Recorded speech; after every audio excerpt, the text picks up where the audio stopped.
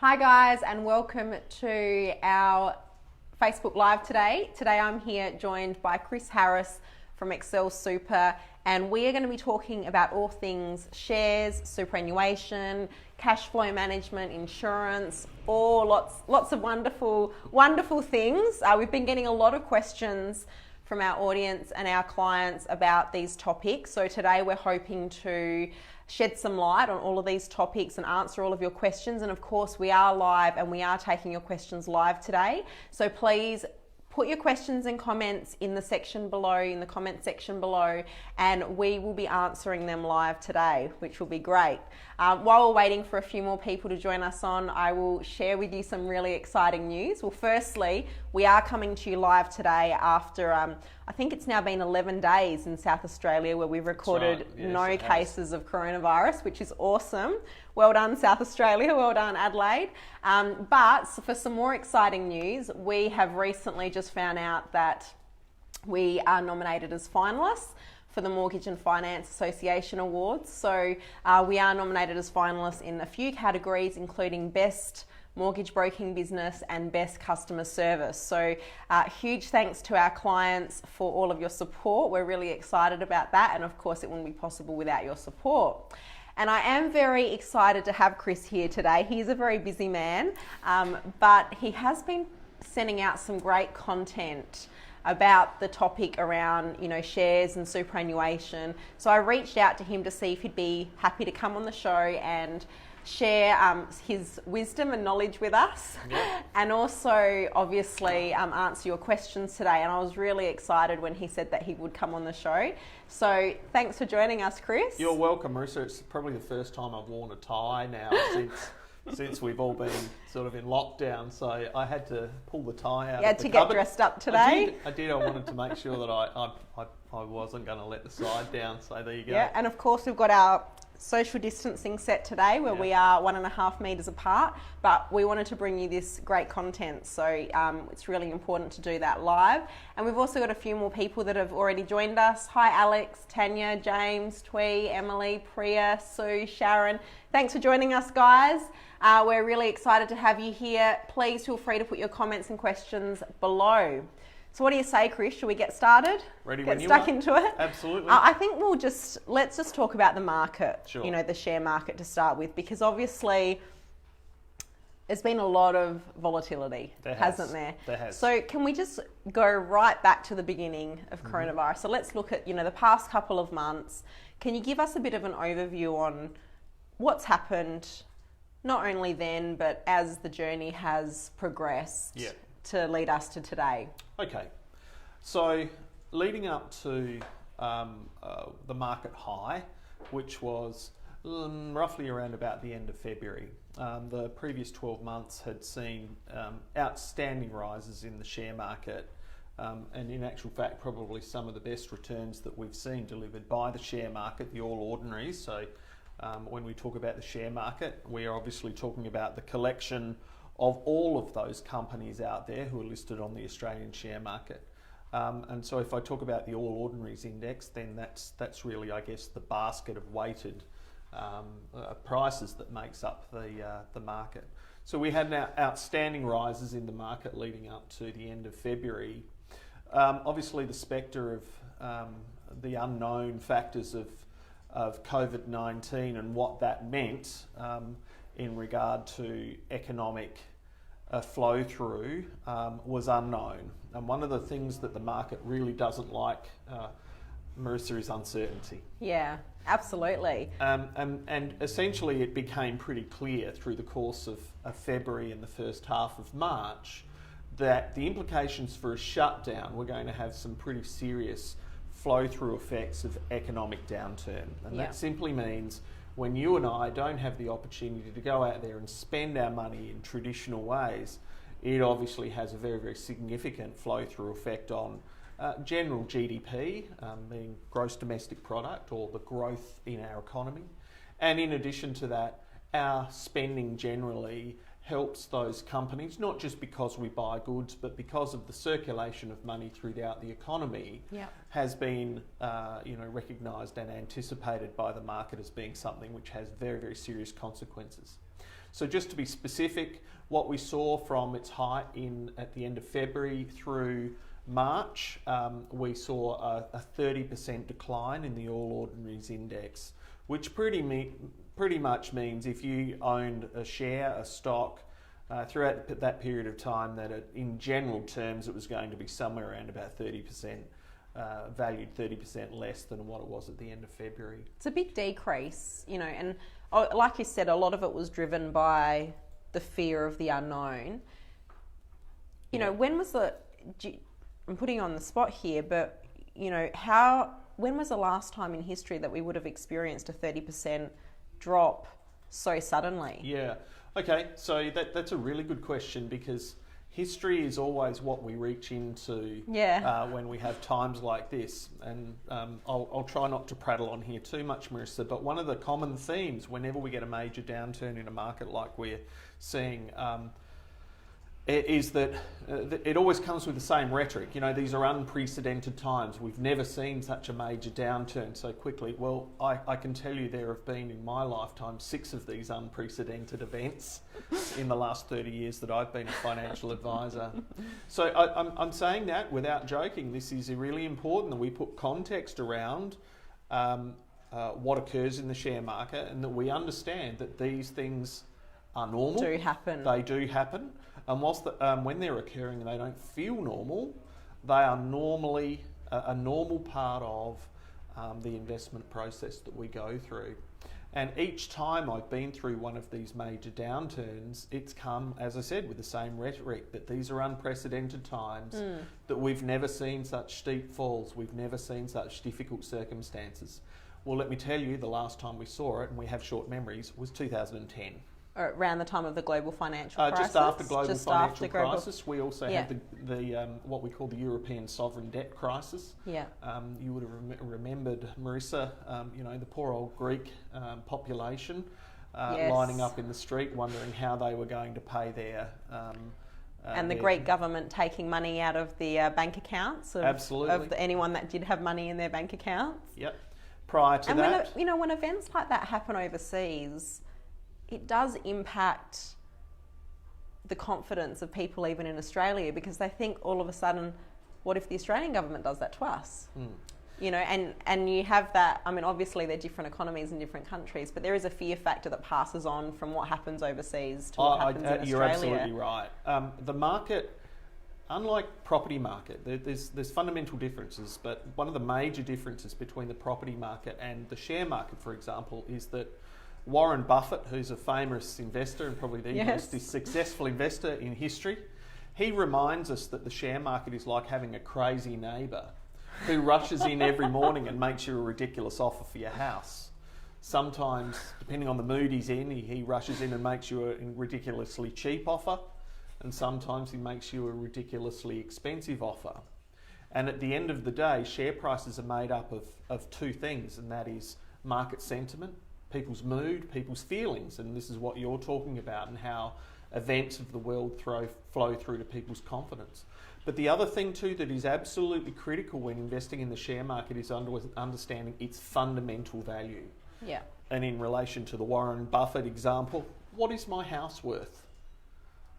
It's worth what I know it's worth. And whether or not somebody makes me a crazy offer for it that's cheap or a crazy offer that's expensive, we need to put that into context. And still know what it is worth. And still know what it's worth, and have the confidence to know that ultimately the price of a share will always return to its fundamental underlying value. Yeah. So it's about stripping away the craziness and stripping away the emotive, fear-based, or, the emotional reactions that are coming with the share price, and just trying to really bring it back and stay strong on what you know that it is worth. Yeah, absolutely. Even if your share is actually dropping below what that fundamental value is. So as we talk more about this today, we'll examine how to respond when we're faced with those circumstances, Marissa. But what is really critical in these times for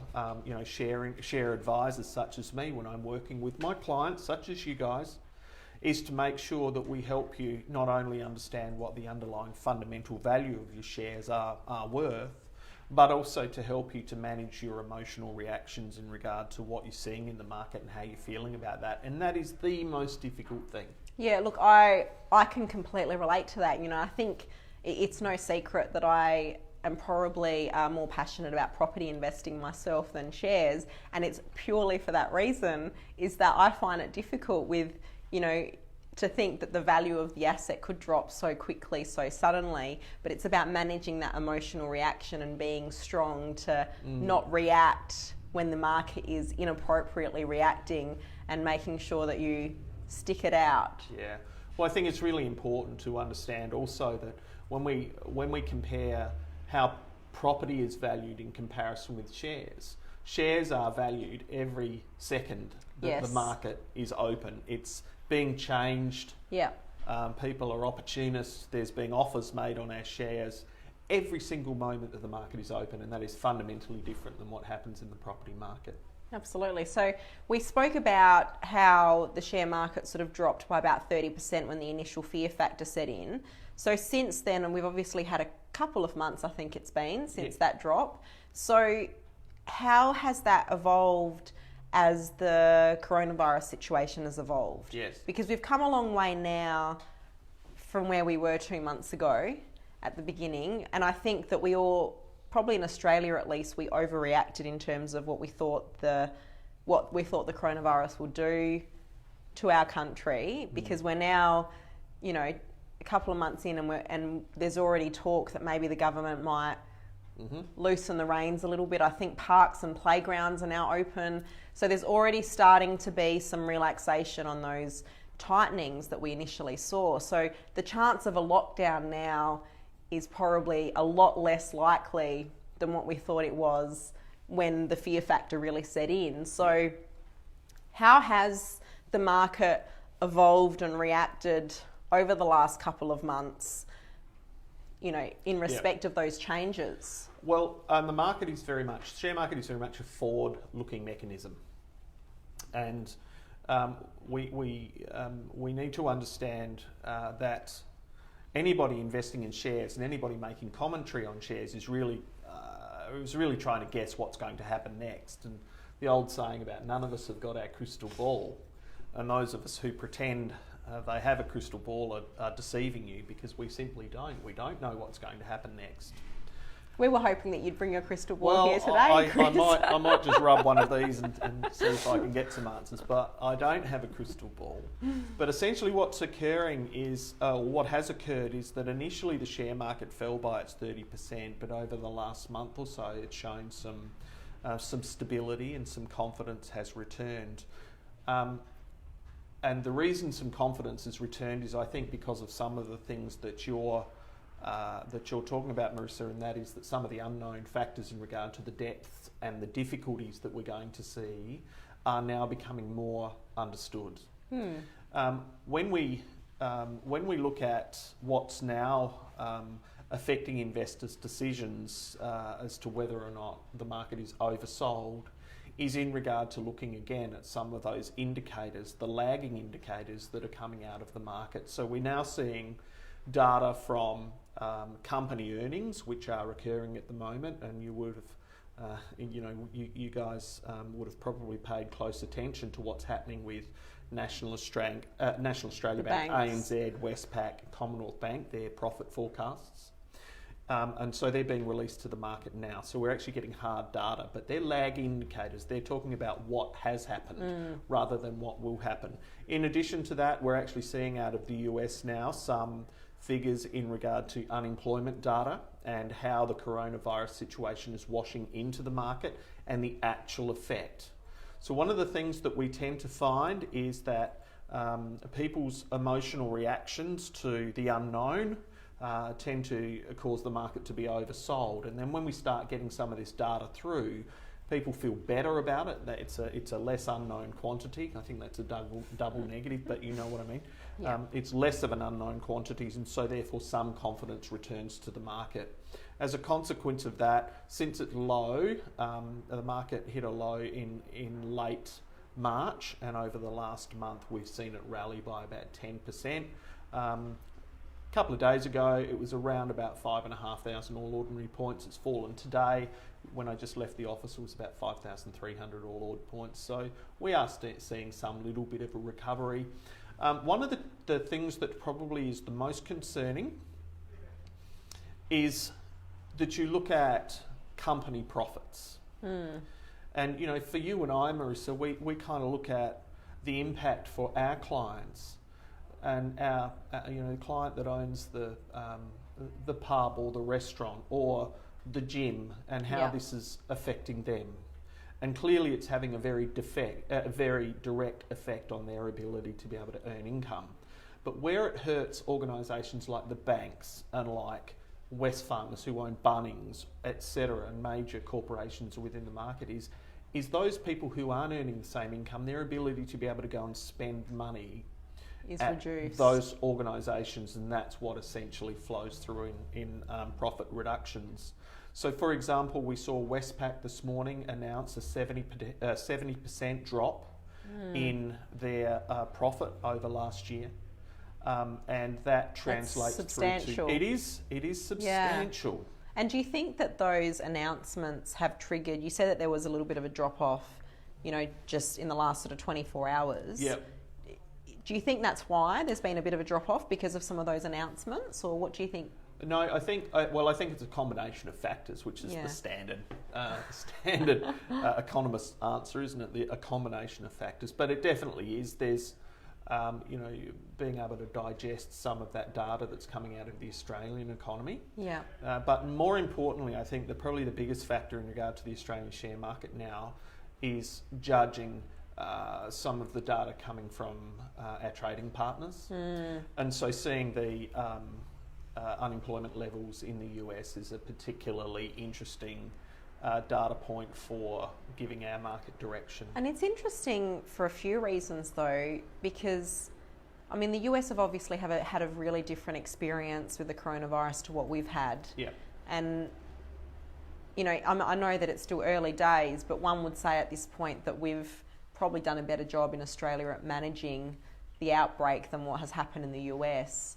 And so you think, you know, is it really that simplistic that you can look at that information to then assess what might happen in Australia? Because, you know, the Australian market might be a bit different. You know, I know that in the US they have had proper lockdowns in some of their major cities, and we may not necessarily have it to that extent. So that's a really interesting comparison. And then you hear stories about, you know, China threatening to stop trading with Australia because Australia wants to investigate the cause of the coronavirus, and you hear things like that and you think, well, what impact is that going to have on our economy? And then how does that flow down to shares and obviously people's superannuation? Because most of people, you know, even people that aren't directly invested in shares as a normal, like as a personal investment vehicle, most of them have an exposure to shares through their superannuation. So what are your thoughts about those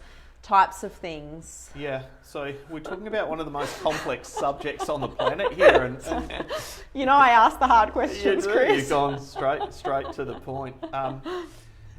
The Australian share market, there's an old saying in the Australian share market that whenever the US sneezes, we catch a cold. Yeah. And it's not so much about the US anymore, but it's definitely about our trading partners. Yeah. The Australian economy has become so reliant upon our relationships with China, broadly, more broadly Asia, and the health of the US economy is one of the major drivers of economic growth across the world. You are correct in that Australia is extremely fortunate because we are, as the song says, girt by sea.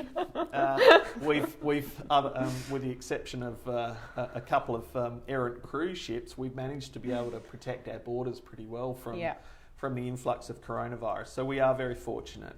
But one of the things that's important for us to understand is just because our schools reopen or our pubs, we can go to the pub again or we can go to a restaurant again, that doesn't necessarily mean that the problem is solved economically for Australia. Yeah, that's true. To give you an example of that is that one of our major trading partners being China. Yeah. And the relationship that China has with an organisation such as BHP in regard to ore, purchasing our iron ore. The demand for iron ore has to remain robust in an international jurisdiction for the BHP share price to continue to be sustainable. Yeah. So there are a lot of what we call microeconomic factors which will influence where the share market will go next. So Marissa, you turned my attention then to superannuation. Yeah.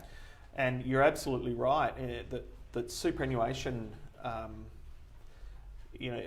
whether we know it or not, whether or not we pay attention, but most of our superannuation funds in this country have an element of share-based investment in them. And it's important to recognise that whether or not you are consciously aware of it or not, that what's occurring with the market is affecting your overall wealth.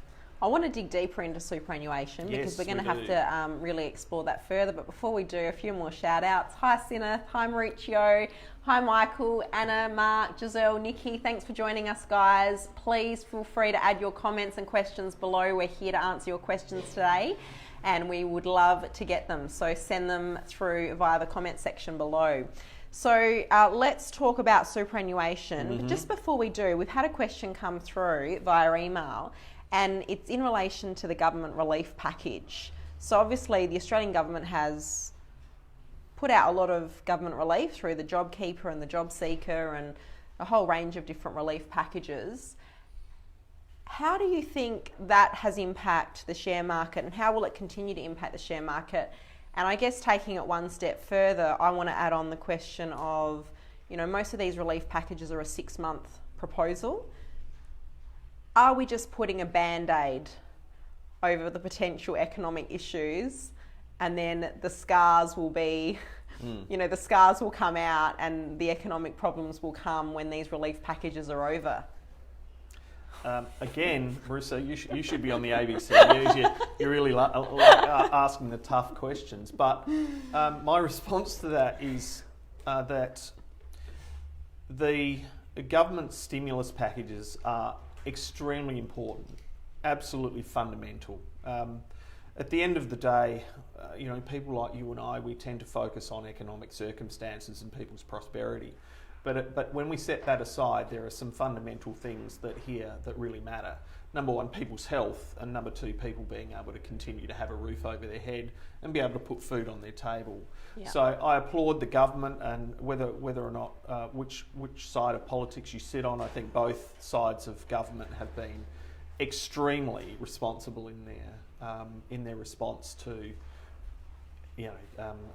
what's been incredibly difficult for the average person in the street. So I agree. I absolutely support them for reaching into the coffers and being able to, and it's not just about stimulus, it's about absolute fundamental support for people in meeting their day-to-day needs. But let's turn our minds to the stimulus itself and how the government, how that stimulus might flow through. There is no question, in direct answer to the question that you asked, Marissa, that the stimulus package has had a significant impact on creating confidence and creating flow of dollars into the economy. So has that potentially, how you said there's been a bit of a bounce back by the share market where it's sort of come back by about 10%. Do you think that the stimulus had a big role to play in that? Yes, I do. Not only here in Australia, but also in international markets. The US has been hypersensitive to the announcement of Donald Trump's stimulus packages in regard to the US economy, and they are certainly helping. The longer term implications of those stimulus packages here in Australia, I think at my last count, the stimulus packages amounted to $132 billion. It's a lot of money. It is, and then it is. That's money that the government has been spending. Yeah. In addition to that, one of the things that we can expect is the other side of the coin is the government's receipts in regard to tax take. When GDP is lower,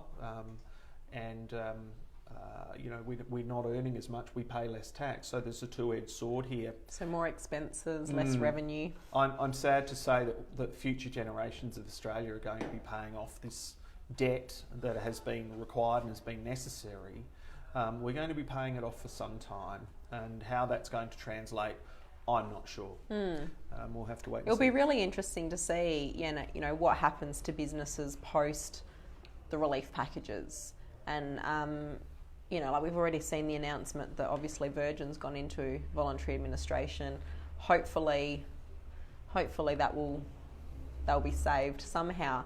But hopefully we won't see too many other business collapses, you know, as a result of what's happened. And then, you know, beyond the relief packages, that's when businesses might start to feel hurt, when they're not actually receiving any government relief and still not able to recover to the point where they can be profitable and sustainable again. Yeah, I agree with that. There's two comments or two things to think through there. There are those large listed companies like Virgin Australia who have been placed into the hands of the receivers. So essentially the reason that that's occurred is because the existing shareholders of Virgin aren't prepared to put any further money towards Virgin. But then if you look at so many other companies within the Australian marketplace at the moment that have gone to their shareholders and are raising money through share purchase plans, that's happening on a daily basis. So I think the Virgin one is unusual. I feel particularly passionate about the fact that the large shareholder owners of the Virgin company need to step in, that they have a corporate responsibility and they're not doing that. So I find that difficult to digest. But when it comes to opportunity that's occurring in the marketplace at the moment, the ability to be able to buy shares cheaply through share placement plans, share purchase plans, is one of the things that investors could consider at the moment to sort of help shore up their portfolios. Yeah, so I mean, you've just touched on something which I think I want to dwell into a bit further. So is it a good time to buy shares right now? So that's a really the $64 million question, isn't it? And this is where we have to get out our crystal ball. So Marissa, I need to just put some disclaimers here, and that is that the purpose of this is not to give you advice, that anything that I say here shouldn't be taken as advice, and that before you act on anything that Marissa and I talk about, please go and check it with your own financial advisor. Absolutely. However, one of the things that's really important for us to understand is that behaviour of investors in difficult times is really one of three things. They'll sit and they'll go, my portfolio is plummeting in value, therefore I should sell out and move to cash to protect it from falling further. There's the second behaviour, which is I should do nothing and just ride it out. Yeah. The third behaviour is, should I purchase more shares? If I was happy to buy, for example, Wesfarmers at $43, why wouldn't I buy it at $35 if it's plummeted in value? Well, all three of those reactions in certain circumstances are right. Yeah. And all three of those reactions in certain circumstances are wrong. It depends. So we don't really know. But one of the things that I think is important for us to understand is, it's like when you buy a property, if you bought a property for $500,000 and its rental yield was producing 5% rental return, if we were able to buy it for $300,000, then its rental return might then be 8% or 10%. Yeah. So one of the critical things is that right now we're seeing in the share market, we're seeing dividend yields being cut. So for example, if Westpac, if their profit has dropped by 70%, it means their dividend yield will probably be cut by 70%. But so the dividend yield's not increasing as a result of the share price decreasing. That's right. And essentially one of the reasons why the share price is decreasing is because of the expectation of the future flow of dividends. So one of the things investors need to ask themselves is, how short-lived is the impact on Westpac's share price? And is it likely that in the next 2 years, or however long it might be, for that profits recover and continue to grow?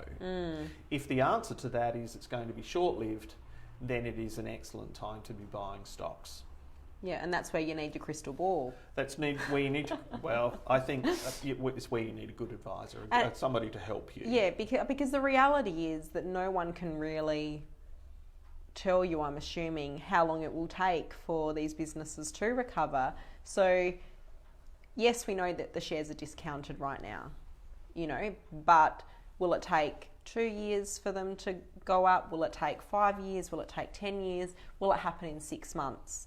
That's probably the $1 million question. Well, I think one of the things that's really important, and when we link this all back to the cause of the problem, coronavirus, I think what everybody is really hanging on is when we might have a vaccine discovered. Because what a vaccine will mean is that there's no staged opening of borders of business. It will be more of a quick return to normal. If we don't see a vaccine, then it's going to be a long protracted sort of opening again of our economy. So but even once we have a vaccine and we have a sort of opening of borders and a return back to normal, there could still be some economic issues that flow on from what has happened during the time in which we've waited for that vaccine. So that's not necessarily to say that at that point the economy will be, up and thriving again. No, so my comments are in the context of how the market might react. Yeah. Because remember I said that the market is a forward-looking mechanism. So they might get a bit excited at that point. Absolutely. And maybe be willing to throw a bit more money into shares. Who knows? At that point. Who knows? We're trying to second guess what the market might do. We shouldn't be doing that, should we? But this is a very, very, very interesting and healthy debate in regard to what might happen next. As long as you and I help everybody to understand that we don't know. Yeah. And that this is just an interesting discussion about what might happen. And I think what you said before was really, really interesting and really good advice, is that there are really, if you do own shares, there are really 3 things you can do. You can either sell now, hold now, or buy now. And probably the right thing to do would depend on the individual circumstances. Absolutely. As to considering everything about their circumstances, not just their share portfolio, I'm assuming. Okay, so this is where I'm going to give some direction here as best I can without giving advice, and that is that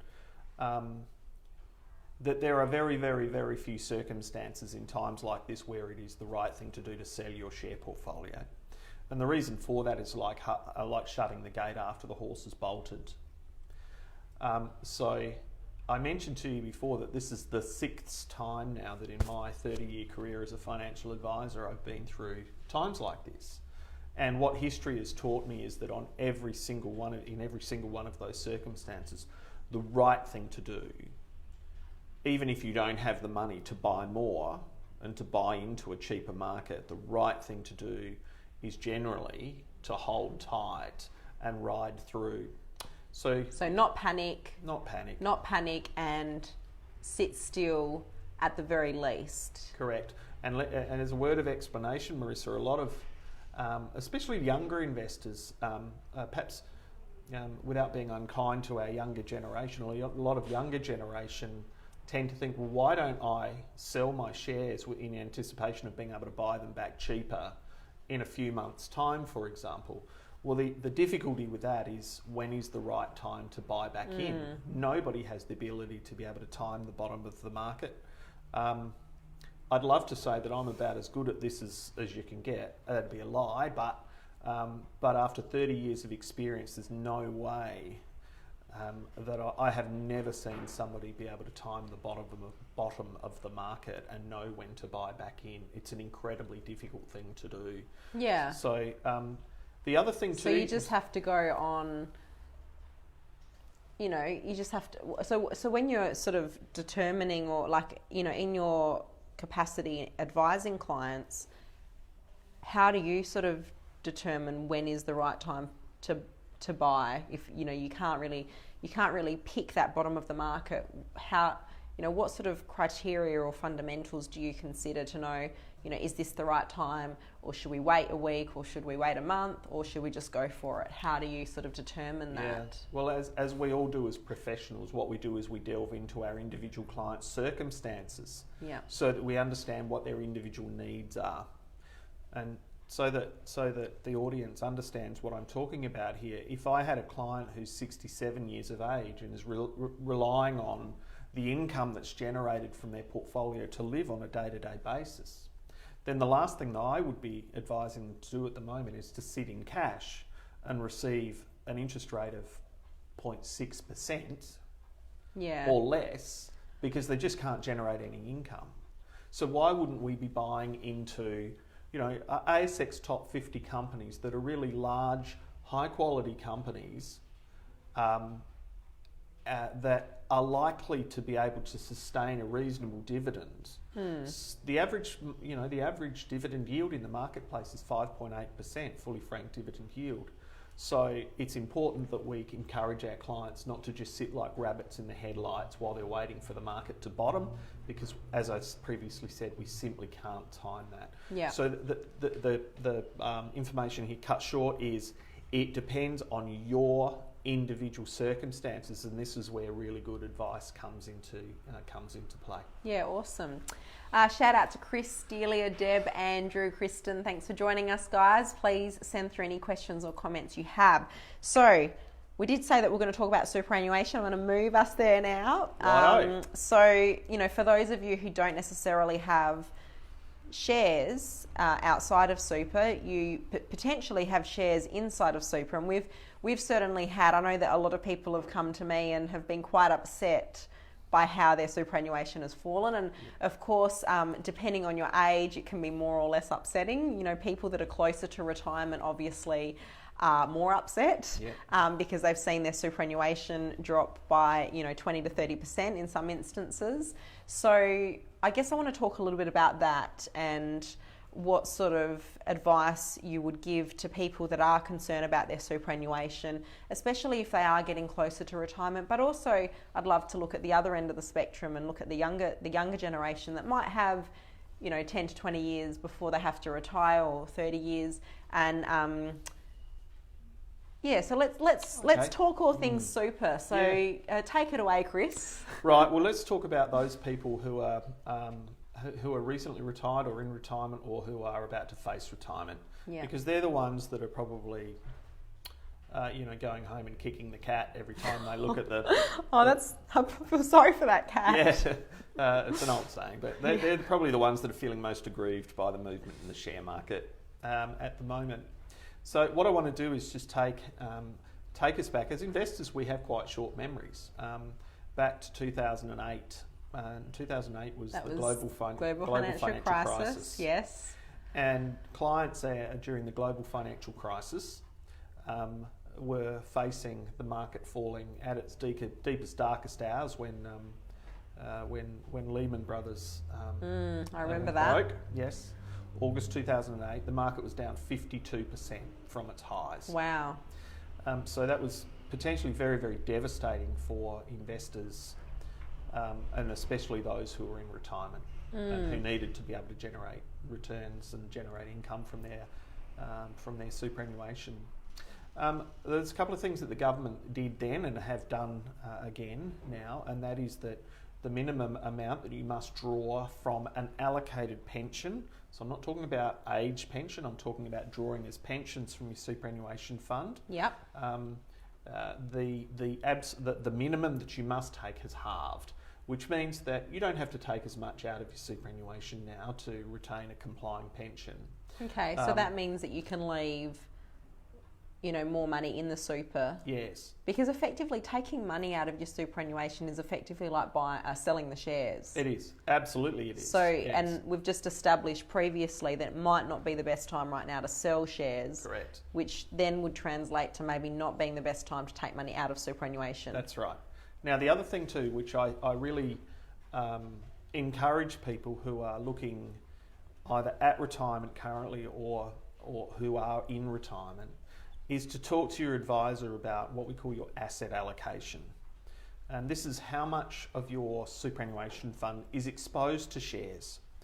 And on any given day, a good advisor should be talking to you about how much exposure do you have to the volatility of the share market, and are you planning the cash flow that you're going to require to meet your income needs for the next couple of years. So I think that's a really, really critical thing to do at the moment. I think that's also a critical thing for younger people who aren't near retirement and I think I find that most Australians really don't pay that much attention to their superannuation in general, but even for younger people, it's really important for them to understand the asset allocation and to actually be proactively deciding what that asset allocation should be. And I feel like most Australians don't understand that or don't pay any attention to that. How important do you think that is for younger Australians as well? I think it is absolutely critical, Marissa. Yeah. And your point is very well made, that with the default nature of our superannuation funds,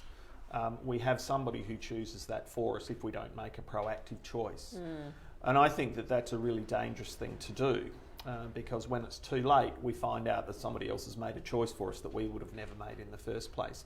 So I think it's a very, very critical thing to do, to be a little bit more educated. And this is not something you need to immerse yourself in. It's just really a 5-minute check of exactly how your superannuation is invested, and to make some conscious decisions about how your superannuation is exposed to volatility of the share market. How much money have you got invested in cash? So, for example, with the early release of superannuation, one of the government's initiatives in its stimulus package is allowing people to access up to $10,000 from their superannuation funds at the moment.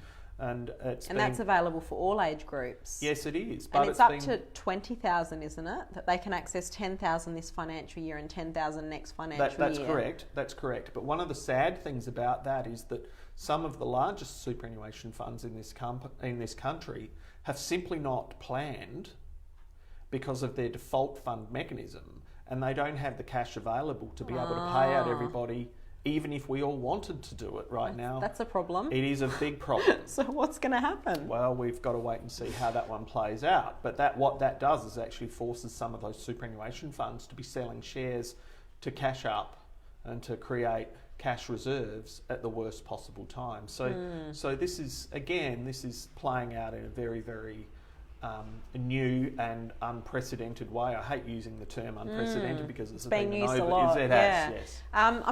Look, that is a question that we've been getting a lot in terms of, people considering taking money out of their super as a result of the government's announcement that you can now take, the 10,000 now and the 10,000 in July. Yes. A total of 20,000. We've actually had a question come through from Priya on it. So is it a good idea to take money out of super for a first home owner deposit? So I guess this is in the situation where someone might be close to being able to buy their first home, not quite have enough money for a deposit. They see this as an opportunity to get an extra 20,000, bump up their deposit, and that could get them into the homeowner market. What's your thoughts on that? Okay, so I think it's a very, very complex question. Yeah. And there is no, again, without sounding like I'm sitting on the fence, I'm not a fence sitter, Marissa. I'll give you a clear and straight answer if possible. Yeah. I have been reading a lot in the press about, how superannuation funds are essentially saying, to withdraw $10,000 out of your superannuation now is a dumb thing to do, and it'll have $150,000 impact on your imbalance. Well, I completely reject that. I think that that's just a furphy, because what they're doing is counting the impact on your superannuation, but what they're completely discounting is the benefit to your financial life outside of superannuation. Yeah, if you use the money wisely. That's correct. If you're going to take the money out and buy beer and pizza with it, then clearly I'm not encouraging you to do that. But if you are looking at taking the money out of superannuation to invest in a home, or potentially invest in another asset. And that asset is performing well, do I think you should take money out of superannuation to invest in an investment property? No, I don't, because you're buying out at the wrong time. Yeah. To buy in at a good time in property market, maybe. Yeah. Okay. because you're simply buying and selling in the same market, and I'm not sure that that's necessarily going to help you that much. Yeah. Again, it's a complex concept to get across in a forum like this. But what I do believe is that if you have an opportunity to access some superannuation and buy your own principal residence, you're going to be saving rent. You're going to be building equity in a home, which is going to add to your long-term wealth anyway. And the impact on your superannuation, whilst it has a significant impact, I just think we need to be balanced about doing that calculation. So Priya, in answer to your question, I do very much encourage you to consider the opportunity and to get some good advice. Perhaps talk to Marissa and the guys here at Rise High. And if there's more in-depth advice in regard to superannuation that's needed, then obviously I'll help the guys here to advise you on that. But it is a complex question. There's definitely pros and cons. There are pros and cons, but what I do want to get across to people and make clear is that what you're reading in the press about discouraging you from considering taking money into superannuation, out of superannuation, should be discounted. It smacks of vested interest and should be ignored, and you should seek good advice instead. Yeah, look, I think that's really important, because getting the right advice is really important, and I think taking money out of superannuation is a serious thing. And making sure that they've, if you are considering that you have spoken to a financial planner and you've explained your situation, I think that's really important. Well, the other thing too, sorry to just chime in there, Marissa, is that the government have also said it's okay if you don't want to go and speak to a financial advisor. Go and speak to your accountant. It's they're actually allowed to give you advice on this matter in regard to your superannuation, even though they're not licensed to do so, because this one is just really a common sense one. Just talk to somebody about it, do the calculation, think it through, and use common sense here. Yeah. And I think you'll be okay. But definitely, we have agreed that taking the money out of super to buy beer and pizza is not a good idea. No, it's not. So I think we can agree on that. Yes, I have had people ask me the question of saying, I've always wanted to put a new deck on the back of the house. Maybe I can just get the money out of superannuation to do it. And I sort of went, nah.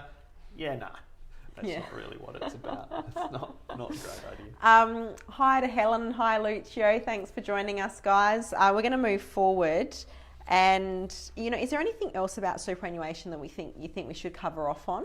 Well, I just wanted to perhaps just talk about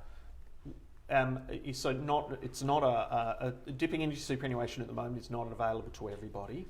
Obviously, who is it available to? It's available to anybody who essentially has lost their job and who's qualified for part of the government stimulus package since the 1st of January this year. So they have to be on JobSeeker or JobKeeper or something like that. And there's a number of rules that need to be followed. And Marissa, all I can do is encourage the viewers to go to just simply Google, am I eligible to withdraw from my superannuation? I think the ATO website's got some good information on it, and we've actually got a really good blog on the Rise High Financial Solutions website called Covid-19 You're Not Alone, and that actually has links in that blog that takes you through to all of the relevant pages on the government website for all the relief packages. So go and check that out.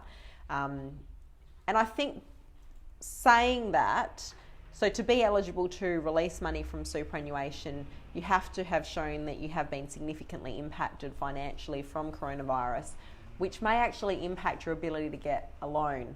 So if you're considering to take money out of super to buy a home, might I suggest you first speak to your Rise High mortgage broker to see if you can get a pre-approval based on your current financial circumstances before you actually consider taking money out of super and then finding that you actually can't get the loan because of the circumstances that have enabled you to get the money out of super. I absolutely endorse what you're saying. One of the things that you and I worry about is whenever we talk like this to the community is that we keep saying, get advice from your financial advisor, get advice from your mortgage broker. This is not self-serving. We're not here to really drum up business. But it's just really, it's really good common sense. If it's not me or who you seek for advice, seek somebody who's professional and who's licensed. Absolutely. Who can help you answer some of these questions, because there is a bit of a minefield to navigate our way through here in releasing money from super. Absolutely, because of course, we're talking about a lot of really important issues here, and we're talking about them in general terms. Yeah. But everyone's situation is so different. Everyone's circumstances are so different. Everyone's goals are so different. So drilling down into the specifics with your mortgage broker, with your accountant, with your financial planner, that's when you can really work out what is the best solution for you. So I think the way I put it when I'm talking to people who ask me this question is that there's really two things that we need to address in helping you. And the first is making sure you're surviving the crisis that we're going through right now. That's priority number one, and I think that that's the government's priority as well. But also making sure that the advice that you're getting takes into account, your longer term set of circumstances. We always talk in the financial industry about having one foot in today and one foot in tomorrow, and it's never been more relevant than right now. Can we also talk about self-managed super funds? Because Sure. I know that you specialise in self-managed super funds, and in particular, I know that you have a lot of clients that have invested in property in self-managed super funds. So I'm assuming that you have a lot of clients that have a self-managed super fund where they actually have no exposure to shares because their assets in their self-managed super fund might be property and cash, for example. So for those people who have no exposure to shares but have a self-managed super fund with property and cash, do you think that now might be a good time for them to consider bringing in that diversification in, with shares being discounted? What consideration should people, because I guess if they don't have any exposure to shares, they haven't really been impacted by the events of the drop in the share market. But do you have any advice or general comments for people that are in that category that do have self-managed super fund and most of their exposure is property and cash? Sure. I can talk quite personally about this because Georgina and I, in our self-managed super fund, own properties. Yes. And we've been sitting on a bit of cash for a while, and so we're making some decisions right now. We've already made decisions to deploy some of that cash into the share market because we feel that the timing is good for us. Yeah. In addition to that, we're also looking at whether or not now is the right time to be liquidating non-performing properties and perhaps redeploying the money into the share market. But again, I would also encourage people to think that this is not advice that you should follow.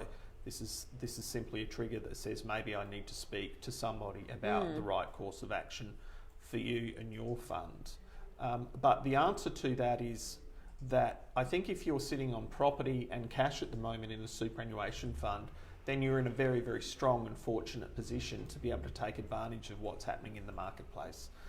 So yes, I think now is the time to be having a conversation with somebody about making sure that we introduce some diversification into your portfolio, because there will come a time when, without diversification and heavily invested in property, that property will also suffer a major event like this. It always has and it always will. The market is cyclical, isn't it, Marissa? So yes, diversification, yes it does. Diversification is really critical. Okay, great. So if you're in that position, once again, make sure you're getting the right advice. Yep.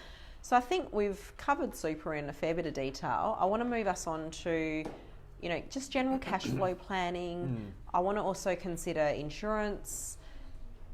One of the things that I know that some of our clients have taken advantage of and have benefited from is, having some insurance in place to cover things like redundancy, in a time when it has been quite uncertain about employment. So, but let's talk more generally, what sort of advice do you have for people in relation to cash flow planning, and then we'll move forward to insurance. Okay.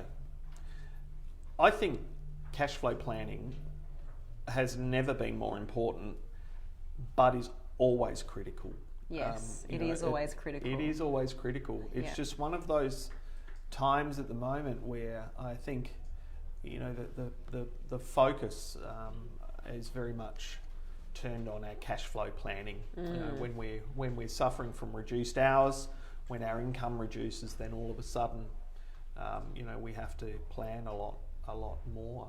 And that's it's bringing it back to the basics of really looking at what income do you have coming in, what are your necessary expenses, looking at your needs versus your wants, and working out, what things you can cut back on to ensure that you've got a surplus at the end of the day. That's right. And that you're not spending more than you're making. The old saying that necessity is the mother of invention has never been because truer. one of my biggest fears during this period is that people will resort to credit cards or payday lenders to get them through this period, which will just leave them with a financial hangover at the end of the coronavirus, which terrifies me. Yes, and I was reading this morning in the press about how ASIC have already taken some action in regard to warning payday lenders about their conduct and not taking advantage of people's difficult circumstances. Because sometimes they can end up being like 30% interest rates on those sort of facilities. And once you build them up, it's really hard to tackle them, those sort of debts. Of all the conversation pieces that we've had today, Marissa, I think this one is the most difficult for me, because essentially this is about, turning people's minds to behaviour that's quite austere. Austerity is never a fun word, but as I said, sometimes necessity is the mother of invention. And I think now is the time when we need to look through our daily, weekly, monthly expenses and decide whether or not there are things that we can do without.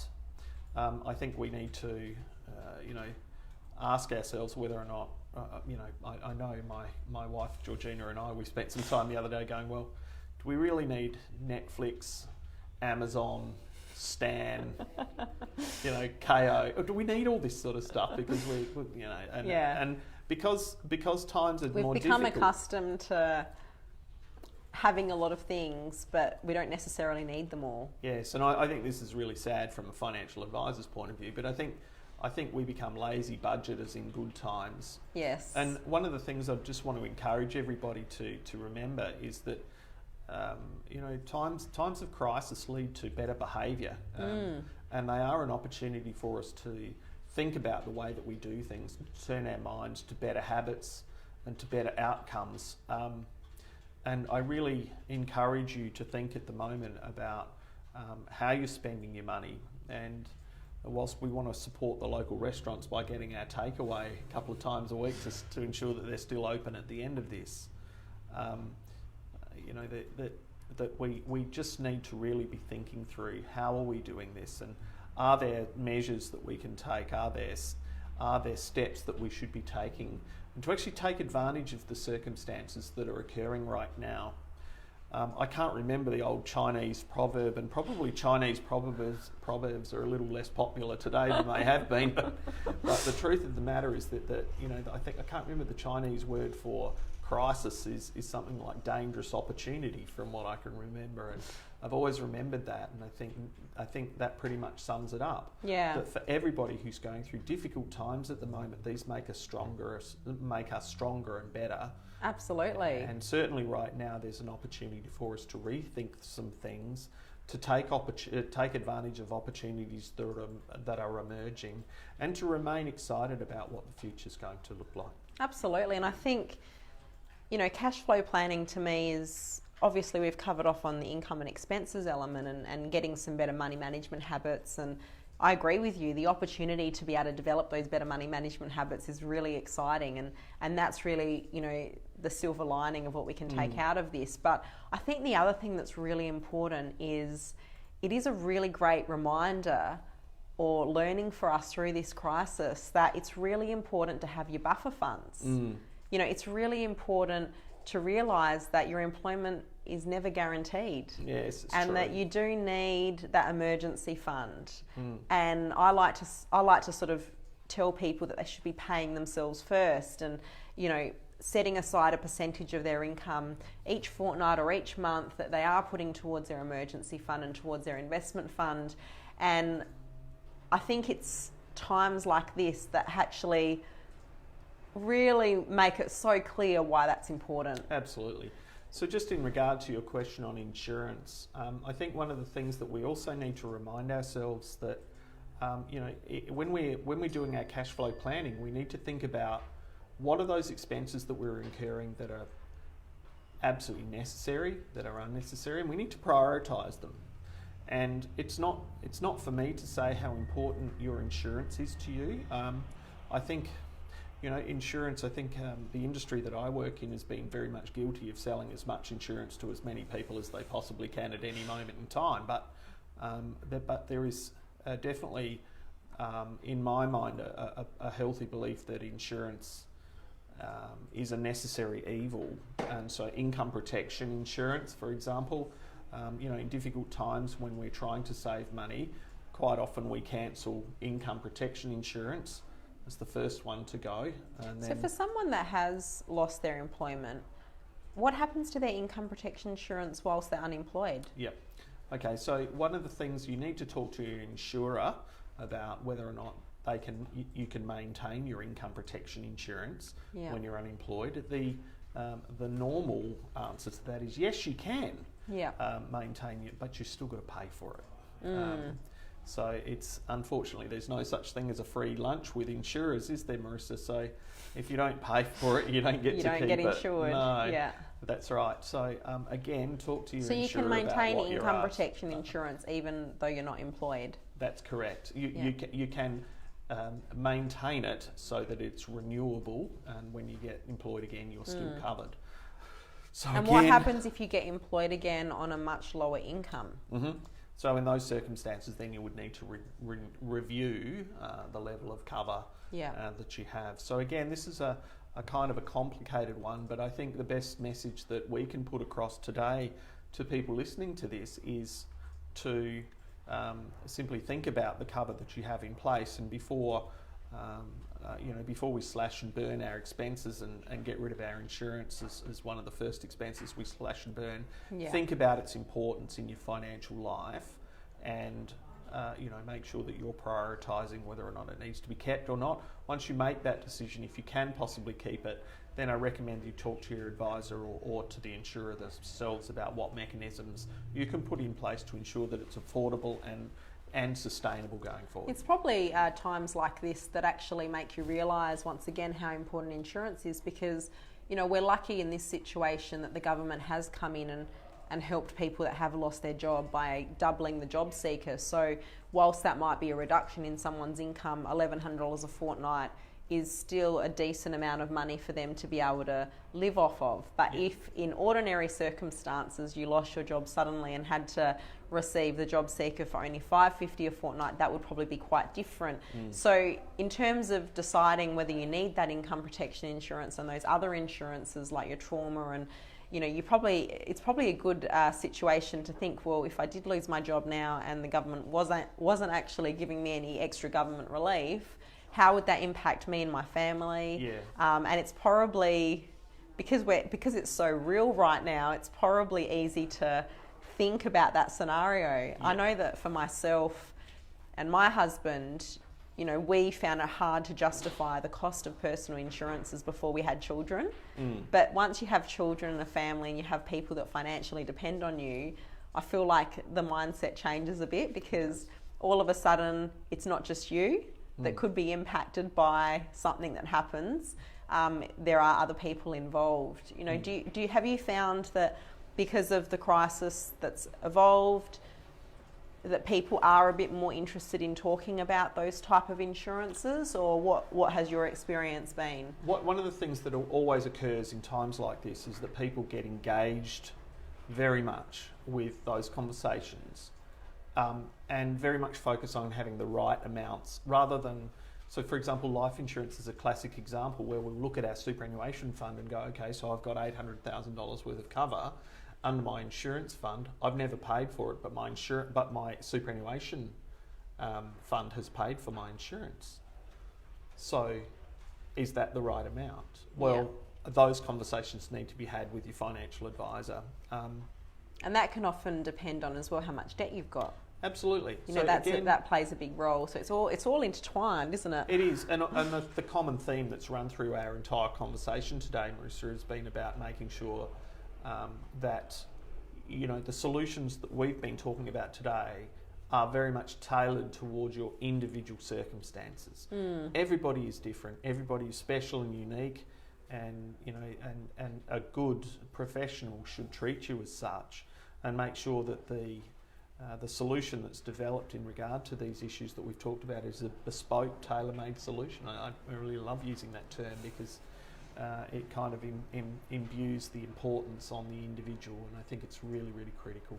Yeah, that's awesome. I think you've shared so many nuggets of gold and so much wisdom today, Chris. It's been really, really great having you on. Thank you so much for all of that. Just to wrap it up, we are running out of time. Is there anything that you wanted to just wrap up with? I think I want to just really say that difficult times bring people together. Yes, that's definitely happened. And I know it's a bit of a cliche that's running around at the moment, that we're all here to support each other, we're all in this together and all this sort of stuff. But I just genuinely believe that at the moment that there is a real reason to be optimistic about seeing our way through this. That, the old saying, what doesn't kill you makes you stronger. And those of us who do survive the coronavirus pandemic should always firstly give a thought to those that haven't survived it. Yeah, absolutely. But secondly, those that who do survive it, I think we need to be firstly grateful for what we have. We live in a wonderful country, and we have amazing opportunities to turn these circumstances into real prosperity by making sensible and some smart decisions today. So thank you for having me, Marissa. Very wise. Yeah, well, I don't know about as wise. Nuggets is right. I don't know whether they're gold, but thank you very much for having me along. Yeah, thanks, Chris. And thanks for tuning in today, guys. We hope that today's been useful for you. As I said earlier, we've got a really great blog on the website that is called You Are Not Alone, which summarises all the different tips and hints on what you can do to help get you through this period, as well as all the government relief. Really encourage you to check out that blog, as well as many others that we've got on the website in relation to helping you through this period. We will be having a Facebook Live again soon, where I'll be talking about how to protect your credit rating. That is on, I'll just get Emily to tell me the date of that. We'll be sending out some details about that, but we are going to be talking all about making sure that you protect your credit rating during this time, because that's obviously very important. It's on the 25th of May, so we'll be sending out some more details about that soon.